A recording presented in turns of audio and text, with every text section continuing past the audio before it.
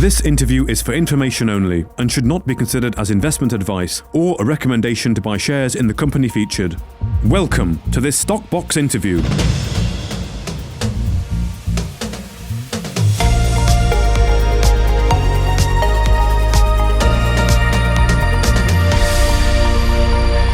Joining us today is Rupert Verco, the CEO of Cobra Resources, following news that the company has agreed to acquire the remaining 25% of the Wudinna project from Andromeda Metals for £260,000 cash and 52 million new ordinary shares in Cobra at 1 pence. Thank you very much for joining us today. Rupert, how are you?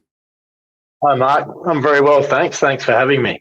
Well, thank you very much for coming on as well. In the same RNS, you announced a placing, raising just shy of £1 million, that's £990,000 there, which is to be used for that cash side of the payment. And of course, the subsequent work programme on the project, which is focused on rare earths. So following this execution, Rupert, will Cobra fully now own the Wudinna project? Yeah, that's correct, Mark. Really is an important milestone for us. We've earned into 75% through putting money into the ground, and now with this deal and securing 100% ownership, it really enables us to both look at what our commercial options are to advance the gold assets, and then to now rapidly grow on our ionic rare earth discovery at the Boland prospect. Okay. So why have you decided to do this? I mean, presumably you're not going to do this unless you had a lot of confidence in the future potential of the project. Yeah, well, look, it really gives us that ability to advance commercial terms and strategy that is much easier to do in any market environment when you own 100% of the asset. And Andromeda have been fantastic as a technical partner in getting us to this point, but they're focused on advancing their Great White Kaolin project and enables us to really focus and now advance the Wudinna project. And we've got it for a great deal. There's great upside in the deal for the investors. If you look at how we're valued against the asset, there's certainly a great room there for investors. Okay. Well, you have raised just shy of £1 million, which is quite an achievement on the London markets, particularly at the moment for resource exploration companies. How was the reception to this from the market? Because there is a lot of money there. Look, we've been very fortunate to have had a very supportive project vendor base who have committed to almost 60% of the placing, okay. And that participation from them really shows great belief in the project from three very sophisticated and successful resource market investors.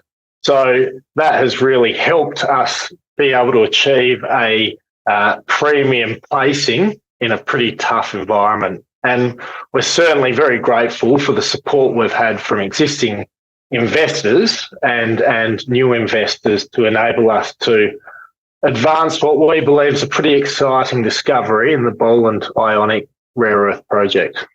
Okay.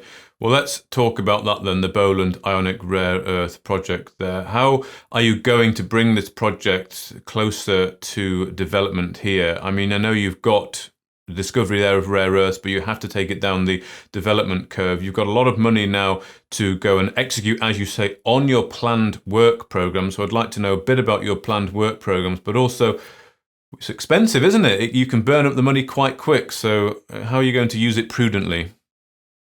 Absolutely. Well, look, what we're going to really focus on is demonstrating what our real market advantages are. One being the ability to enable in situ recovery, which is unique in the ionic rare earth field.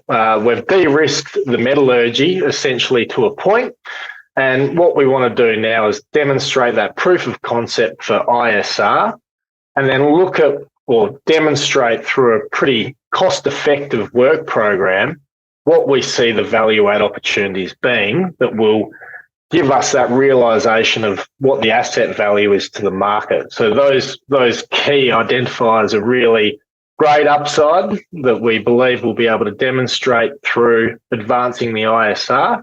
Okay. And then demonstrating what we see as being a significant scalable project. So firming up a significant resource with great consideration for how we're best using our funds. And what's important there is we've got a lot of historic drilling that we're able to reanalyse and define without actually having to go and drill a lot of holes.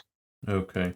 Excellent. So you're looking there to both prove that in situ, that ISR recovery, but also increase the resource, get a nice resource statement going there, so we know what is potentially in the ground. Try and put some numbers on it. In terms of your plans, you say they're ready to go. So when do you actually plan to start executing? When do you actually plan to get active on both, I guess, drilling for the resource and also the ISR proving that up? Look, we'll certainly be ready to go as soon as our contractors become available. And what we hope to be able to do in this initial process will be drilling core holes.